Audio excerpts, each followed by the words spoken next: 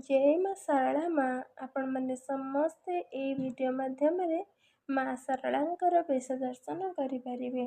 ମା ଶାରଳା ମା ଯେଉଁ ବେଶ ହେଇଥିଲେ ତାଙ୍କର ଫଟୋ ମୁଁ ଏ ଭିଡ଼ିଓରେ ଅପଲୋଡ଼ କରିଛି।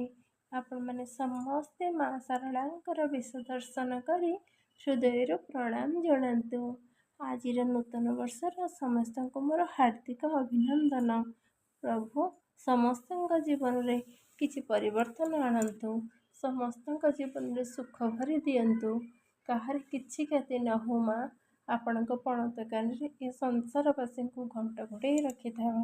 ତୁମର କୃପା, ତୁମର ଆଶୀର୍ବାଦ ସଦା ସର୍ବଦା ଆମମାନଙ୍କ ଉପରେ ଥାଉ।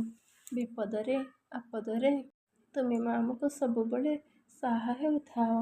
ତୁମେ ଆମ ପାଖାପାଖି ସବୁବେଳେ ଥାଅ। ମୋର ପ୍ରଣାମ ସ୍ୱୀକାର କର। ସମସ୍ତେ ଭଲରେ ଥାଆନ୍ତୁ, ସୁସ୍ଥ ଥାଆନ୍ତୁ।